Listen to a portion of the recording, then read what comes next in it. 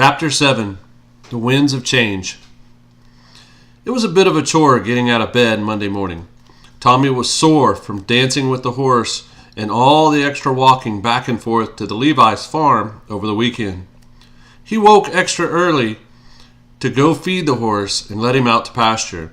Even Brian didn't seem to mind getting up earlier than usual, as they went to let loose the horse with no name.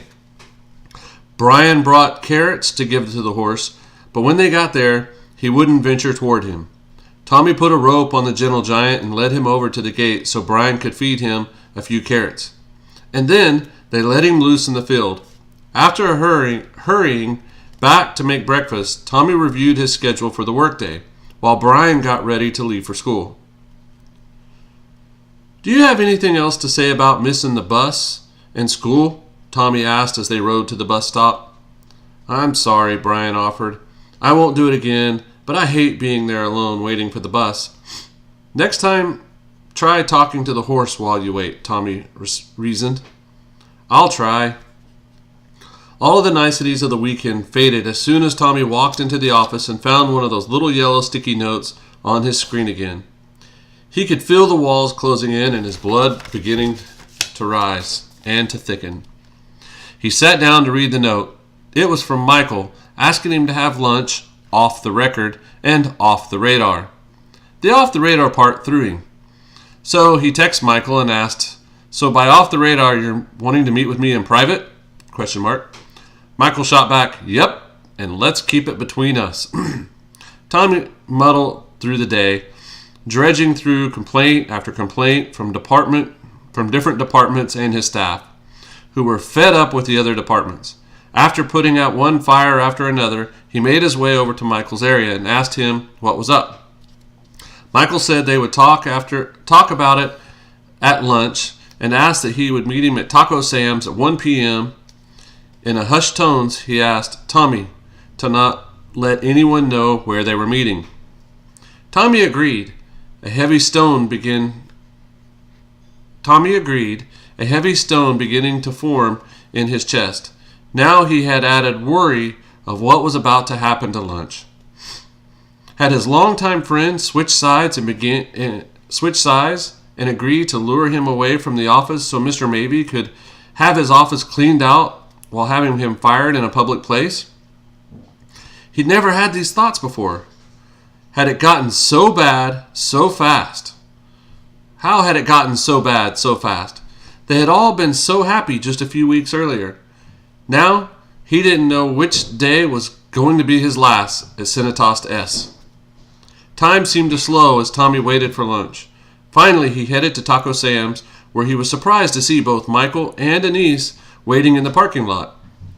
"Shush, this isn't going to be a good lunch," he thought.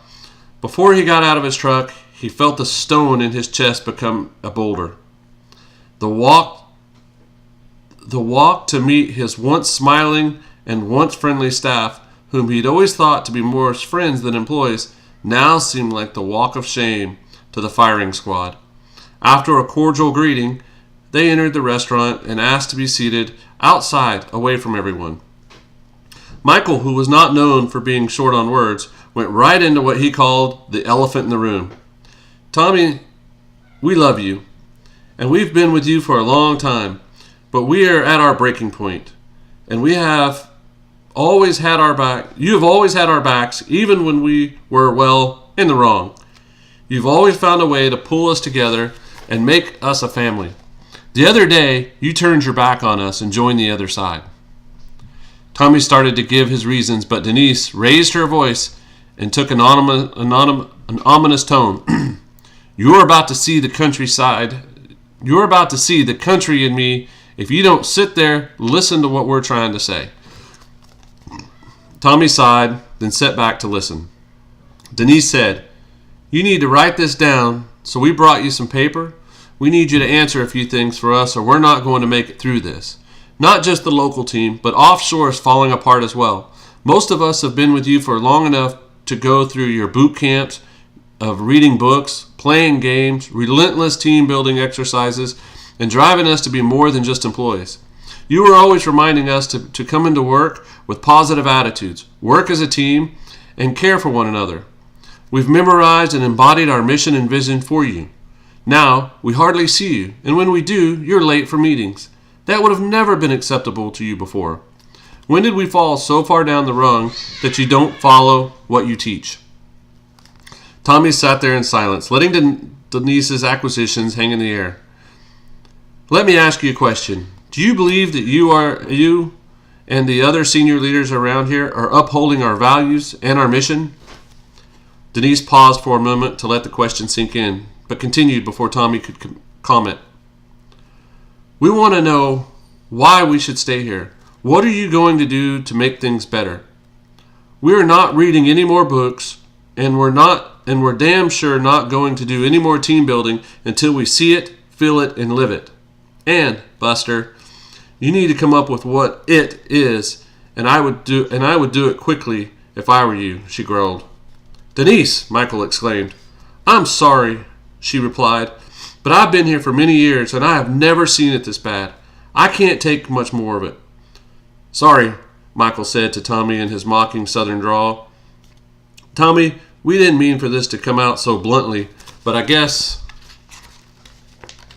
the country and Miss Denise isn't refined just yet." Michael ended his apology with a smile as Denise slapped him on the arm. Tommy took the verbal cannonballs and tried to pull a bit more information from the two about how the members of the team were being affected based on the water cooler gossip.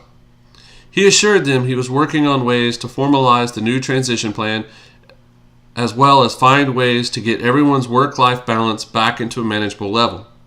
As lunch came to a close, Tommy thanked them for their honesty and reassured them he was working hard to resolve the many issues.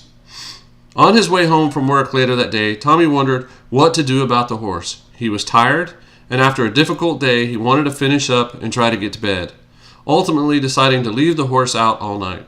After dinner, he received a video call from the office to assist in an issue that had passed offshore through other channels but was now beset with problems. The evening time flew by with an avalanche of complaint emails flooding Tommy's inbox.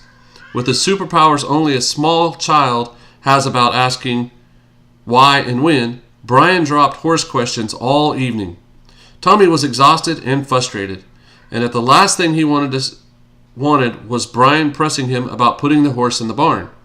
The final straw broke, and the barrier of frustration in Tommy when Brian brought the horse up again instead of heading off to bed and insisted. He boomed. "The horse will be fine for the night. Now go to bed." Maisie said he needed to be put away every night. "Not tonight, he doesn't." Tommy glared as he muted the video call. "Yes, sir, but Maisie said." "Well, Maisie's not your dad, and I say it's bedtime." But it's not time. Now!" Brian crept off to bed, head down. Tommy felt that boulder becoming more of a mountain. After about an hour, he told his team he had to go and wouldn't be available till first thing in the morning to help if needed. When he went to tuck Brian in, he was hit by little whimpers coming from his room. "Hey, bud, what are all these tears for?" Tommy inquired. Brian just looked up and said, "You never used to yell at me, and you always say to do the right thing." I'm sorry about raising my voice." "Yelling, you mean?" Brian said. "Easy now, and get to bed." "What about the horse?" Brian persisted. "What about him?" "You told Maisie you would make sure he was in every night," Brian explained. "I'm not trying to make you mad, but the right thing would be to make sure he's in bed before we go to bed." "Okay, buddy, you're right.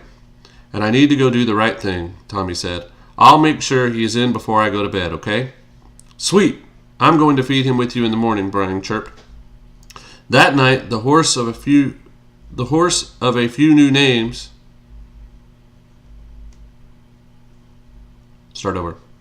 That night, the horse a few new names was even more determined than usual not to go in the barn.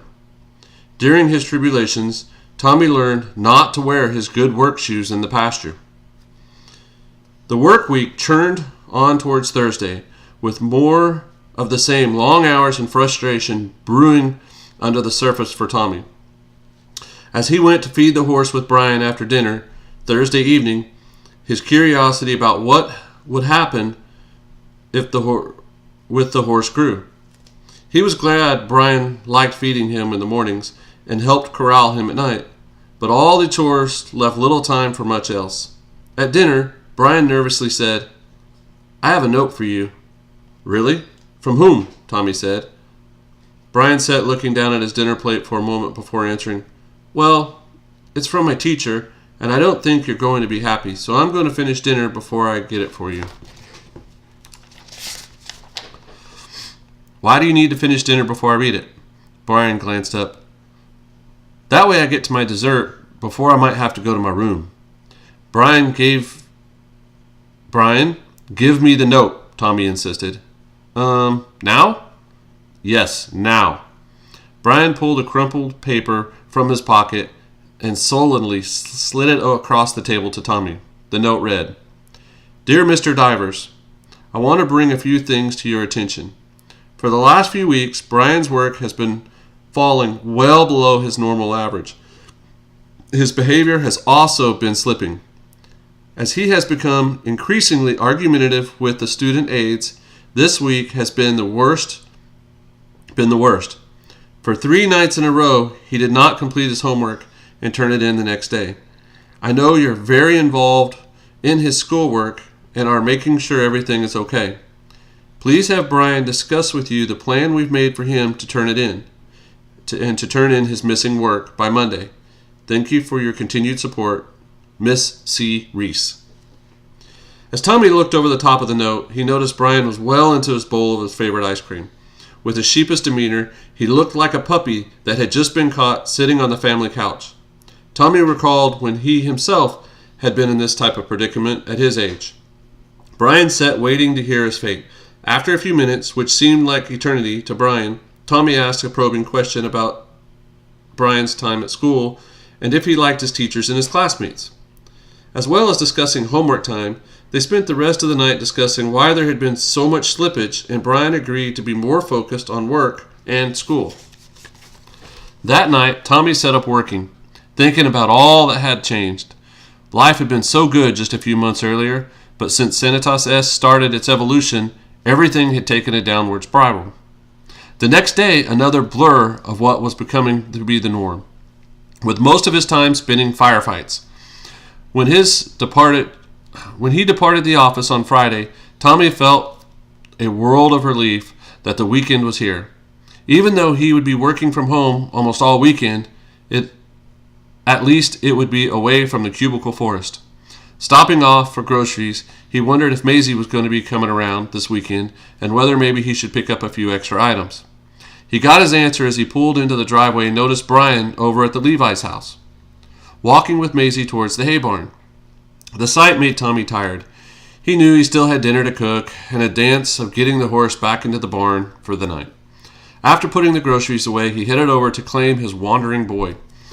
When he arrived at the Levi's doorstep, Vanessa opened the door and announced, "Just in time for dinner." "No, I couldn't. Thanks for offering, though," Tommy said. "What do you mean you couldn't? Get in here. Brian already started you a plate, and Maisie only agreed to come tonight if I cooked her favorite meal. So too late for shouldn't and couldn't," Vanessa snapped. Tommy made his way to the kitchen table. Dawn laughed. "You'll learn just to say, okay, thank you, and yes, ma'am, with these girls." After a pleasant dinner, Tommy followed Maisie and Brian outside to put the horse in the barn. With Vanessa and Dawn looking on from the porch, the team went to work, two-stepping with the horse. They would get 2 steps forward and then lose a step. Finally, with Brian laughing, Tommy pulled the horse towards the barn like he had done on many nights. Only this time, the horse provided Tommy a surprise by stretching out his neck and applying his well-developed chompers to Tommy's shoulder. "Ouch!" Tommy replied. "He bit me." That was it. Tommy dropped the rope, stared at the horse, which seemed to smile back at him, and he told Maisie, "It might be good for Mr. No-Name to camp out under the stars." Brian suggested another name for the horse. "Can we call him Dracula?" "Ha ha ha!" He ran back up to the porch. Maisie asked Tommy if he and the horse did this every night. Only on the good nights, Tommy replied, smiling.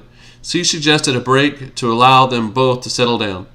When they got back to the porch, Vanessa had supplied everyone with some of her refreshing sweet tea. You know, I used to chase a girl who treated me like that, Don mentioned. Did she bite you? Brian asked with a smile. Well, she kicked me a time or two. What happened? Tommy asked. Well, you can ask her, Don replied, as he nodded towards Vanessa as she smiled. I did bite him, for the record, Vanessa said, causing Brian to laugh. Well, she started. He was good at chasing me, and I enjoyed the games he would play, but it was not till he made his intentions known and stopped chasing me that I began to follow him like a lost puppy. So what's the secret, Don? Tommy smiled as he asked. I can't tell you. You'll have to discover it on your own and make it yours. Honestly, I believe I just got lucky. Vanessa smiled with an almost twinkle in her eye and asked, How's the shoulder doing after becoming part of the food chain? Tommy joked and said he thought he would survive, but the shoulder was going to be sore for a few days. He could also feel the pull of the mounting work waiting for him back home. It's time for bed, Brian, Tommy said. Aw, man, I wanted to see you chase the horse around some more. Well, you can watch tomorrow. Come on. Tommy turned to the Levis and said, I'll be back in a bit to reclaim my skin from my friend. With an inquisitive expression on his face, Brian said to Maisie, Will you tuck me in? An odd sense of quiet fell over the room. Brian was openly comfortable around other adults and children, but he had never asked to be tucked in by someone other than Dad. That's not necessary, Tommy said, feeling a little caught off guard and embarrassed. No, please take her, Don. No, please take her. Don and I will put away the raging pony, Vanessa responded. I don't want to risk any more injuries to the neighborhood. The group laughed again as they said goodnight. Tommy led the way down the meandering dirt trail between their properties, enjoying the familiar aroma of fresh-cut grass, flowers, as Brian bounced Tigger-like and tugged Maisie along. After Brian was all tucked in, the adults retreated to the porch. They noticed the horse was in the corral already and joked that even the horse didn't argue with Vanessa. Maisie asked Tommy, What exactly do you do for Cinettost S? I know it's IT or something, but I'm not sure. I manage the delivery side of a software group. I have 9 departments that work together to compile other departments' code into some usable single product. We take the code that the developers all over the organization and test it for its security holes, bugs, and usability. If any part of it is bad, we return it and help them understand what is below par or broken. It's kind of like a newspaper or magazine. There are many different people writing different sections, and it's my department's job to pull it all together, proof it, and get it into the reader or to the user. It takes 9 departments to make all this happen, Maisie questioned. Yep, and we have groups all around the world, so we can pass the work on to keep it moving forward 24/7. A group may be of different departments, but they work as a cohesive team. For example, Group A will pass the work to Group B, then Group A goes home. Then Group B will similarly pass the work to Group C when it is the end of their day and Group B's shift. Group C will do their part and finally pass it back to the group here in the United States. Group A and Group C meet 7 in the morning each day. This allows us to get about 3 days worth of work completed in a 24-hour cycle. Maisie said, That's a lot of touch points per day. You're telling me. It's like a global game of hot potato. Tommy shook his head and sighed, looking off into the distance for a moment. Turning to Maisie, he said, Would you like a glass of wine or a beer or something? Maisie glanced at her watch. I need to get back and visit with Mom a bit, or she's going to have a reason to get me up early in the morning. Thank you for helping out. I know you've had a lot going on, and this isn't your normal kind of stuff. I really do appreciate it. Maisie stood and headed for the stairs off the porch. Tommy watched as she made her way down the rail, following the driveway into the little darkness between the two properties. A short time later, there was a flicker of the Levi's porch light, signaling her safe arrival. Saturday was a mental train wreck for Tommy. Work evaded almost every thought. The offshore groups were imploding because of the new workflow channels were demanding high priority on non-prioritized work. The local team's time was being swallowed up by meetings trying to determine why so much code was failing and being sent back with bugs to be removed or resolved. There was also the matter of Brian and his homework to contend with before Monday. While on a walk down to get the mail, Tommy spotted Maisie in the pasture.